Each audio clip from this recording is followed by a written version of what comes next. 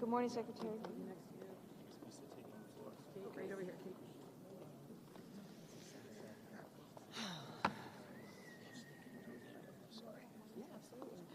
All right. Well, good morning, everyone. This is such a beautiful station, although I have to say I've never seen it so quiet. Jeez. Wow. Great day today. I just want to begin by thanking our fabulous Worcester City Manager, Eric Batista, and the entire Worcester delegation for welcoming us to the heart of the Commonwealth, right? What better place to make a monumental seismic transportation announcement than right here in Worcester, Massachusetts. So I also am thrilled that we're back. This is a place, we spent a lot of time here. You know, a lot of gatherings, a lot of events. This is a wonderful, wonderful place.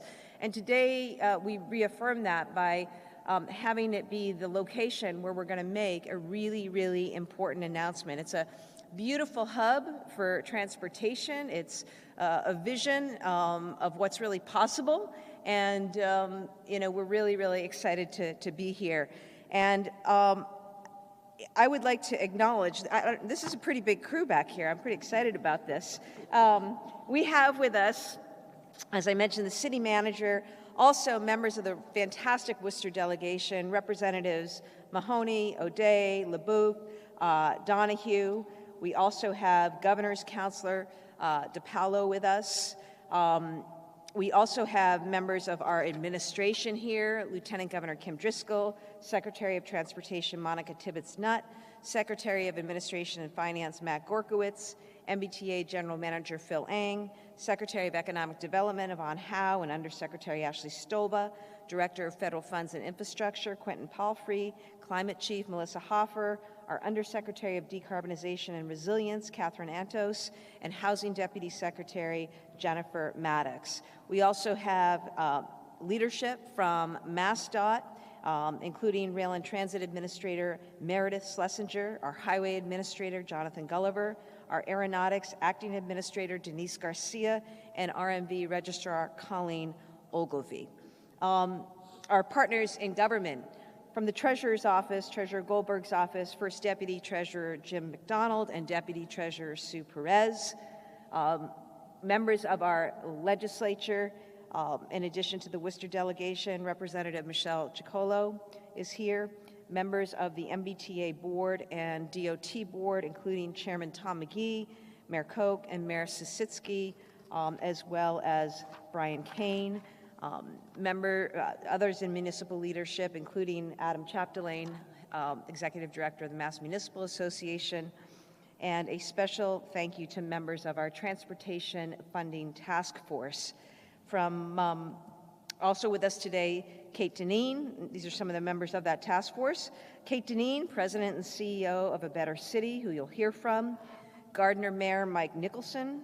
Brooke Thompson of AIM, Doug Howgate of Mass Taxpayers Foundation, Rebecca Davis, Mass Competitive Partnership, Jada Dang, Harvard Kennedy School, Linda Dunleavy, Massachusetts Association of Regional Planning Agencies, Melissa Fales from the Quabog Valley CDC, Paul Nedzwitsky of the Cape Cod Chamber, Brian Kane, as I mentioned, from the Advisory Board, Jason Palich, the 495 Metro West Corridor Partnership, Sandra Sheehan, Regional Transit Authorities, and Amy Shea, Health Foundation of Central Massachusetts. LG, did I miss anyone? Who is not here? Yeah. Nobody. Okay, Jesus. All right, but it's important, and it's important because not only is this how good policy is made when you get an input from a variety of stakeholders, including stakeholders who don't always agree on things. But that's how you get to the best policy, okay? That's the first thing. And second, it's one thing to have a policy, it's another thing to actually get it done and implement it. And we're an administration that is focused on, number one, not kicking the can, especially on things that are hard. I'd put transportation in that category. And two, making sure that we're ready to go when it comes to implementation. And so that I wanted to take the time to acknowledge everyone who is here, because it is through these partnerships and everybody doing their work in Team Massachusetts, that we're really going to make the most of what we are proposing. And again, what I say is a transformational, seismic announcing for Massachusetts. When we took office a couple years ago, our state transportation system was showing the effects of decades of underinvestment.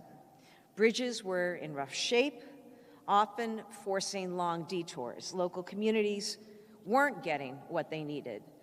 Projects that had been talked about for years and years and years on end that never seemed to move forward, from West East Rail to the I-90 rebuild in Alston to the Cape Cod bridges. The MBTA had many days where it was barely moving at all, with slow zones everywhere. Contracts weren't being executed properly, and a deep deficit seemed to put our progress out of reach. It's not just that business as usual wasn't working. Things were getting worse. Continuing that way, in our view, was going to hold Massachusetts back. It was going to undercut our competitiveness. It was going to limit the growth of our economy. And it just wasn't respectful to the residents, to the people who depend on a well-functioning transit system.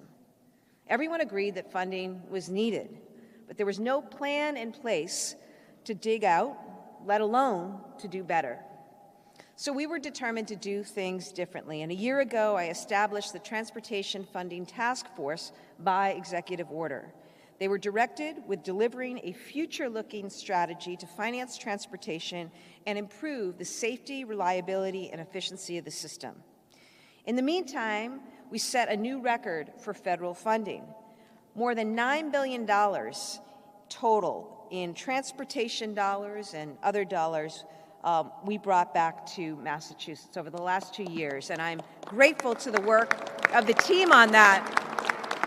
Through all the applications submitted, we've now moved from where we were before we started, 34th nationally, to now 7th in the country, ahead of much larger states when it comes to federal funding.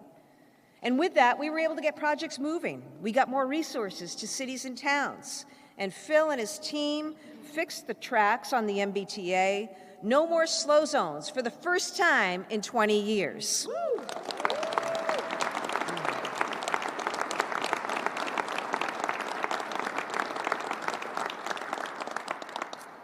It wasn't easy, and there's more to be done. But what we can say now to drivers, to riders, and to taxpayers is that the money you invest is going to get results.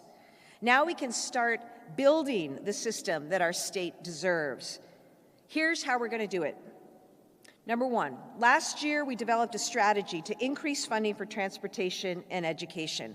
We used a portion of fair share revenue to increase access to capital. This does not require new taxes, no new taxes. What it required was smart fiscal management, and what it's meant is a bigger investment over a longer period of time that we can make in transportation infrastructure. Now with fair share revenues up again, we can do so much more. Our plan is to invest over $8 billion over the next 10 years to improve transportation in every corner of our state.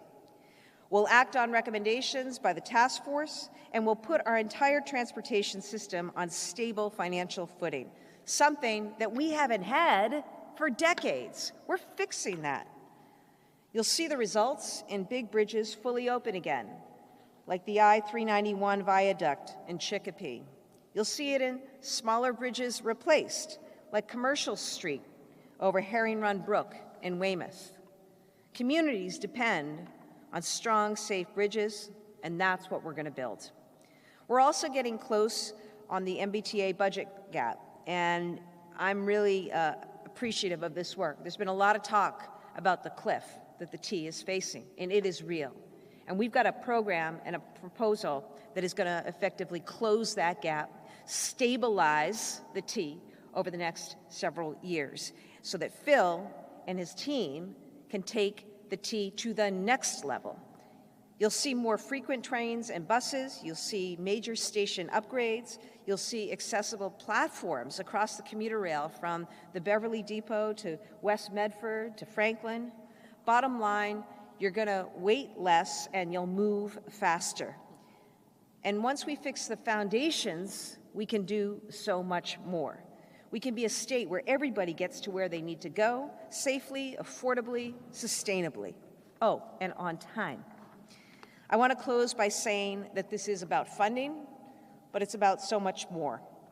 It's about management, it's about execution. It's also about a vision.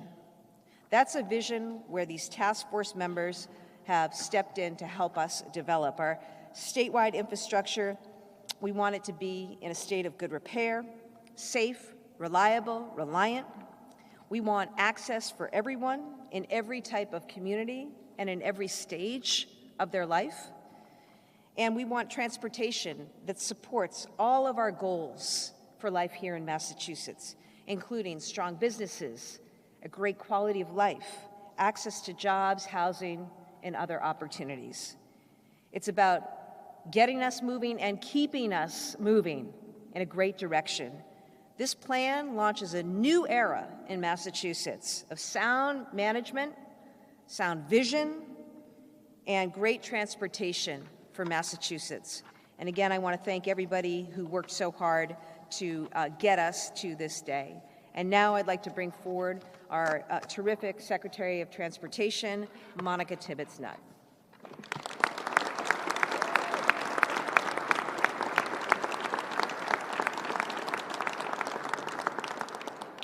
Thank you, Governor, and thank you, Lieutenant Governor, for allowing us to do this task force and to be able to have these very difficult conversations over the last year. As we often say, transportation really is the backbone of a thriving economy and a lifeline for our vibrant communities. It connects us to jobs, healthcare, education, and more importantly, one another. This is why Governor Healey and Lieutenant Governor Driscoll have been clear from day one that transportation is a priority. The administration's vision is clear: a safe, reliable, and efficient transportation system that serves everyone, including urban, suburban, and our rural communities. One of the big things that we were tasked with this year is not only looking at the long-term opportunities, but especially looking at the short term. This upcoming proposed budget will enable us to take bold steps towards modernizing and sustaining our systems. The MBTA has faced fiscal challenges due to declining fare revenues and rising costs. House 1 proposes a $2.2 billion investment to stabilize operations and improve service quality, including $500 million from fair share revenues. This money will support initiatives like the low-income fare relief, the MBTA Academy, and water transportation. These funds will also ensure that service expansions and technological advancements remain sustainable. We also have been investing in our regional transit authorities. The Commonwealth's 15 RTAs play a vital role in serving residents across Massachusetts, especially in underserved areas. We are proposing more than $200 million for our RTAs. This funding will support fare-free programs, connectivity projects, and paratransit services for older adults and people with disabilities. Ultimately, it will ensure that transit remains equitable and accessible across the state. I thank the administration for allocating $617 million for mass.gov operations. This will let us focus on critical services like snow removal, which is essential given our increasingly severe weather. Notably, the budget also supports the creation of a dedicated mega project division, which will ensure the efficient management of transformative projects like the Cape Cod Bridges and the Alston Multimodal Project. These investments will help address current challenges while also preparing for the future. Finally, the Transportation Funding Task Force concluded their work and is delivering a comprehensive report to the governor today. As I noted, Massachusetts needs a safe, reliable, sustainable, resilient, and efficient transportation network to connect all of our communities and move people. We also want to focus on enhancing our economy, but also our quality of life. This task force looked at and considered everything to ensure our transportation network is multimodal, accessible, and interconnected across the Commonwealth. Again, I really want to thank the Governor and Lieutenant Governor for trusting us.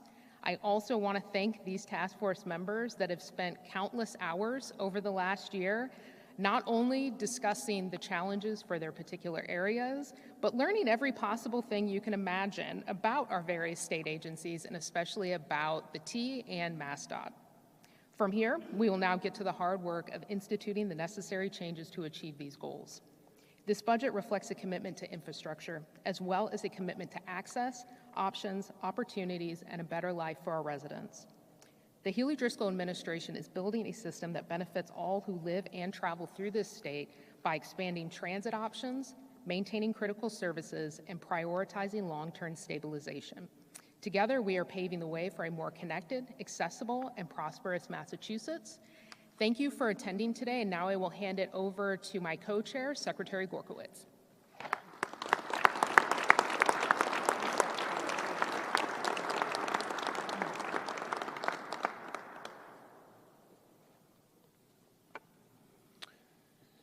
Thank you for coming out to Worcester today for this exciting and historic announcement. A lot of hard work went into putting this plan together, and it would not have been possible without the support of Governor Healey and Lieutenant Governor Driscoll, as well as my co-chair, Secretary Tibbits-Nut, my fellow cabinet members, my staff, and members of the Transportation Funding Task Force. So thank you all. I also want to thank Treasurer Goldberg and her team, First Deputy Treasurer Jim McDonald, and Deputy Treasurer Sue Perez, who have worked very closely with my ANF Under Secretary Jen Sullivan in developing some of the financing mechanisms that are central to this proposal we're advancing today. So thank you. As Governor Healey mentioned, it was a year ago this month that we began the work of the Transportation Funding Task Force, work that would ultimately help us develop the plan we are presenting today. And through that hard work, it became immediately clear that we could achieve nothing if we did not focus on first stabilizing the finances of the system and repairing our roads, bridges, rails, and infrastructure. These form the foundation of our highway and transit system, and these systems are critical to our businesses, workers, and families who travel across all of Massachusetts. We also know that sound fiscal management means making sure we maximize the impact of what is a brand new revenue source for transportation, the fair share revenue. It is a resource that has since gone into effect for the first full year in 2024, fiscal year 2024, has outperformed expectations, yielding $2.46 billion of revenue in 24 for both transportation and education. This plan aims to maximize the impact of that fair share revenue by leveraging those tax dollars, combined with other resources, to invest $8 billion over the next 10 years in our transportation system. We will achieve that in a variety of ways, starting with the Governor's House 1 budget filing for FY26 that will be filed next week. Similar to innovative approaches we took last year in the Governor's budget to maximize a portion of the fair share revenue by putting it into the Commonwealth's Transportation Fund, we will propose transferring $765 million from the fair share revenues in FY26 to the Commonwealth Transportation Fund, an increase of about $500 million over what we proposed last year. This will allow us to do much more than just spend fair share dollars. We'll be able to borrow against those funds, yielding $5 billion over the next 10 years for capital investments in state and municipal roads, bridges, and rail. It will also allow us, on an annual basis, to more than double our operating support for the MBTA, immediately addressing their budget shortfall and putting the T on a path for long-term financial stability. Next week, we will also be filing a supplemental budget alongside House 1 to spend the $1.3 billion in unbudgeted surplus fair share collections from FY24. We will propose to dedicate $857 million from the surplus to transportation, rebalancing the distribution of fair share dollars so that we have a more equitable split, getting closer to 50-50. All of these revenue streams, along with the federal matching funds, which we will use to retire a portion of the retire the MBTA's legacy debt, will enable us to stabilize the finances of the MBTA, invest in state and local roads and bridges, repair culverts, improve our commuter rail, and increase Chapter 90 by more than 50% to $300 million annually over the next 5 years. These investments have the potential to be transformative for our residents, our businesses, while also living within the resources that we have at our fingertips. Thank you, and I'll turn it over to General Manager of the MBTA, Phil Lang.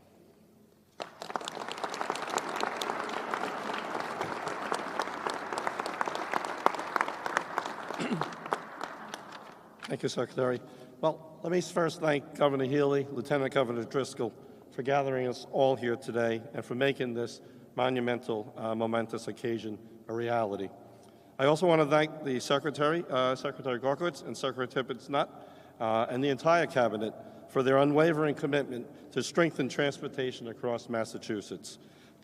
This $8 billion investment is truly historic and will have a lasting impact not only on the MBTA, but on transportation systems across the Commonwealth.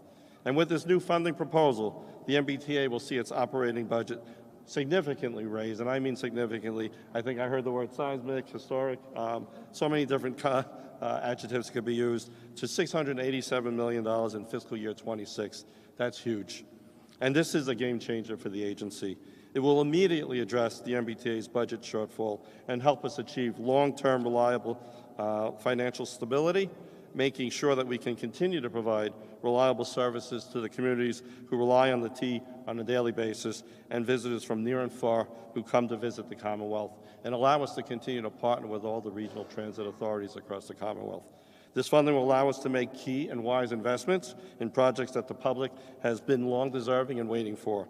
It will allow us to upgrade rolling stock across all of our modes. It will allow us to improve red and orange line signal systems, enhancing station accessibility, and building more resilient infrastructure across the system. And these improvements will have an immediate and meaningful benefit for all the riders that we serve today and the communities that we want to serve in the future.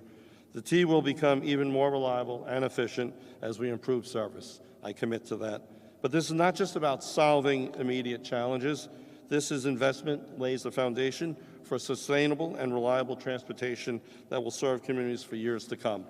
We're committed to making the most use of every public dollar that we receive and to modernize our infrastructure, to improve quality of service, and ensure that the system is more accessible and resilient for everybody.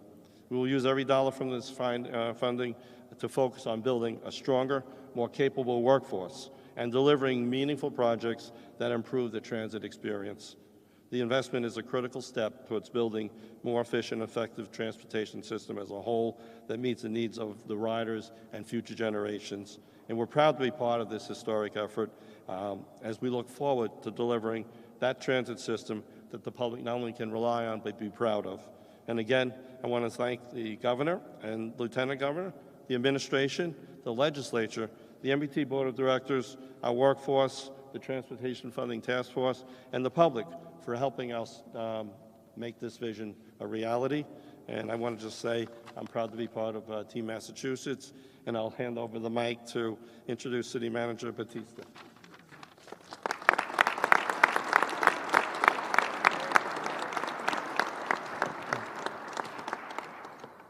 Good afternoon, everyone. Welcome to Worcester. $8 billion, that's a big deal. And we should all be extremely proud and excited about that. That is the sort of investment that we need to help stabilize and boost the viability of public transportation across the entire Commonwealth. And I'm pleased to join you and thank Governor Healey and her administration for this incredible investment, which helps to sustain transportation hubs like this beautiful building, Union Station, so that we can continue to connect residents, workers, visitors to and from Boston and beyond. And it's a key step in making the West to East Rail a reality in this Commonwealth. It's not just the commuter rail that operates out of this building. The Worcester Regional Transit Authority, which just celebrated its 50th anniversary last year, has a central hub right here next door.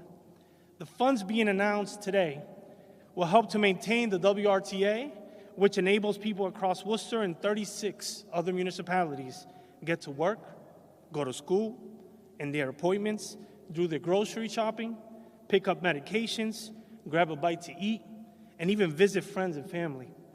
And I have to call out the Chapter 90 program, which is critical for municipalities in Massachusetts to fund needed improvements on our roadways. Worcester is the beneficiary of more than $4 million in FY25. And that is helping us to fulfill our goal to provide all residents with quality and affordable transportation options to meet their daily needs. This expanded program will pay dividends across the entire Commonwealth. But overall, the Healey-Driscoll administration is providing a model leadership in regard to transportation, and through this historic investment, demonstrates a commitment to a new chapter for transportation in Massachusetts, and not just Greater Boston, but across the entire Commonwealth. Investments in transportation, it also strengthens the economy and increases the growth of mid-sized cities like this city, the city of Worcester, helping to create jobs, accommodate commuters, and also generate tourism. I'd like to again thank the Governor Healey and Lieutenant Governor Driscoll administration, Secretary Tibbits-Nut, Secretary Gerkowitz, and the Transportation Funding Task Force for prioritizing the state's transportation network and infrastructure, and for recognizing the importance of this investment and the improvements it will make possible.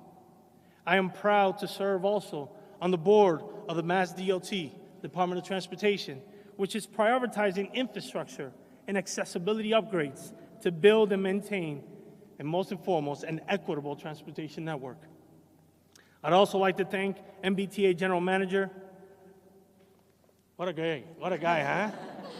This guy's famous.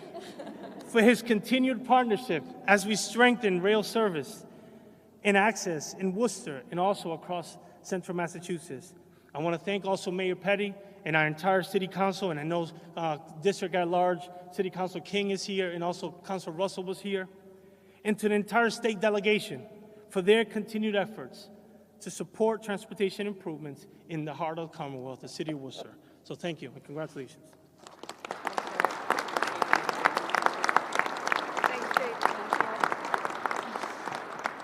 Hi, everybody. I'm Kate Deneen, President and CEO of A Better City. It is so wonderful to be here in Worcester today in this beautiful space. Shout out to MassDOT, the MBTA, Keolis for a seamless commute here from Back Bay Station. It's just wonderful to be surrounded by so many friends and colleagues today to talk a little bit more about this really historic investment in our statewide transportation infrastructure.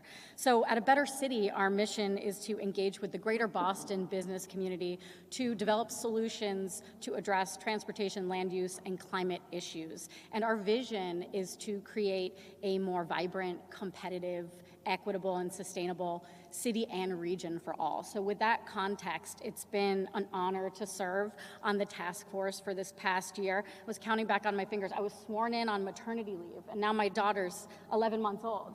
So it has been a year. And thank you to Governor Healey, Lieutenant Governor Driscoll, Secretary Tibbits-Nut, Secretary Gerkowitz, and their teams for convening this task force and really confronting our transportation crisis head on. Also, thank you to all of my fellow task force members standing behind me for their partnership and their patience over the past year. And it's just so wonderful. I'm so proud to be part of Team Massachusetts. It is really thrilling to be here today to release the Governor's Transportation Funding Task Force report and to support the administration's proposal to stabilize our statewide transportation infrastructure. The central recommendations put forth by the task force are strategic, fiscally responsible, and actionable. And with today's budget proposal, the Healey-Driscoll administration is indeed taking immediate action to implement many of these recommendations to address our most pressing statewide transportation needs. The administration's historic plan to stabilize our infrastructure will invest, as you've heard, $8 billion in our transportation infrastructure over the next decade, and also resolve the T's budget deficit by more than doubling support for its operating budget. By prioritizing the equitable use of fair share surtax funding and utilizing federal funding, the governor's proposal reflects the task force approach and the tactical recommendations to both expeditiously and transparently direct billions of dollars in capital and operating funding to make critical investments across our state. And standing in front of my fellow task force members, it's really important to note that in alignment with the recommendations of the task force, these operating and capital investments will touch every corner of the Commonwealth, not just the T and Greater Boston, but also our RTAs and our roads, bridges, tunnels, culverts. We talked a lot about culverts in municipalities from culverts matter, from Williamstown to Provincetown. So it isn't just about stabilizing our infrastructure in the abstract. It's really about improving the lives of Bay Staters and catalyzing economic development. We know that every dollar invested in public transportation generates at least $5 in economic returns. Every $1 billion invested in transportation infrastructure supports and creates at least 50,000 jobs. And I think it bears repeating that transportation infrastructure can uniquely support and spur our sorely needed housing production. Jobs, housing, commerce, quality of life. In many ways, transportation is the key to unlocking a more affordable, equitable, and indeed competitive Commonwealth. The task force report makes some additional recommendations to enhance and transform our statewide transportation system, such as continuing to aggressively pursue federal transportation funds under the leadership of Chief Quentin, as I've heard him called today, and also to rationalize existing transportation fees and to assess the feasibility of new pricing strategies. So we will all have more progress to make in the sessions to come. But in the immediate, we know that our Commonwealth cannot thrive without safe, reliable, resilient transportation. And the governor's budget proposal today is an urgent step toward building a stronger system and a more competitive Commonwealth. I'm so grateful to the Healey-Driscoll administration's leadership and partnership. And as today's announcement demonstrates, we are turning the page on a new chapter for transportation here in Massachusetts. We look forward to working with the administration, with the legislature, the business community, transportation advocates, and riders and drivers and businesses in the coming weeks and months to realize this vision. Governor Healey, thank you again for your vision and for your leadership. Back to you. Thanks, Kate. Thank you. Thank you, Kate. Thank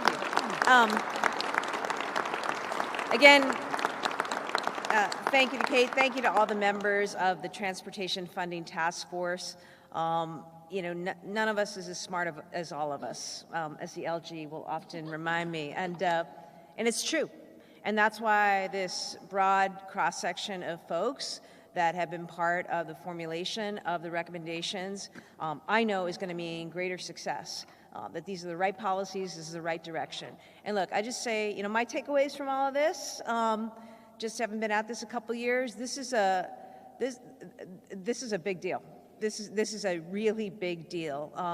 And it's a big deal because it's tackling some of the systemic underlying deficiencies that people have been grappling with for years, if not decades. And I really want to thank Secretary Gorkowitz, Treasurer Goldberg, for taking a look and doing something that's never been done here before in the state. And that is finding a way to make sure that every taxpayer dollar that's invested is maximized. $8 billion over 10 years. $8 billion over 10 years. So thank you to the teams for coming up with that. Thank you to the DOT team and Secretary Tibbits-Nut. I think about the work that Meredith Schlesinger is doing to make West-East Rail a reality, the work that our Highway Administrator, John Gulliver, is doing to make sure that we're addressing those bridges and those culverts, and also big mega projects like what's going to happen at the I-90 interchange there in Alston. What's that? Pinch points. Those Pinch points. Which, leads me to my last and final point. Every one of you traveled here today. I don't know how you got here, but I can imagine that some of you, were dealing with traffic, dealing with congestion. Thanks to Phil and the team, those who were coming by train, we made some real improvements there. But I say that because transportation is part of the everyday experience of just about everybody in the state, right? It's how you go to school, it's how you go to work, it's how you go to a doctor's appointment, it's how you go to take in a game, whatever, right? And so that's why we've focused so much on transportation and this effort to make transportation work for you. And I am confident that as I stand here today, we have received recommendations, we have worked together as a team to put Massachusetts on a path to a kick-ass transportation system that is going to serve every resident, every employer, every sector of our state. It's going to lead to unparalleled economic growth and prosperity and opportunity.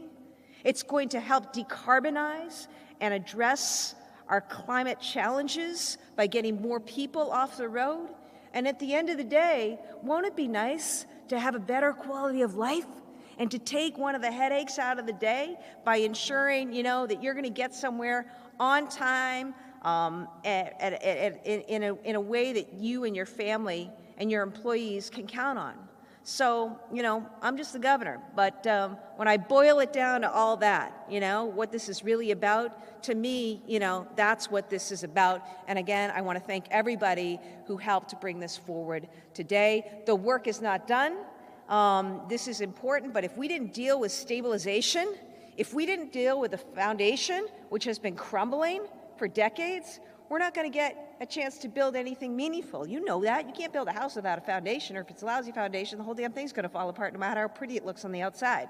So we've done that today, and I know this team is going to hang together, not going anywhere, by the way, as we work forward, both in terms of implementation and also the further vision for what transportation is going to look like in this state. We're happy to take any topics on question. Okay. Good? Very good. Thank you, everybody. Thank you. Woo.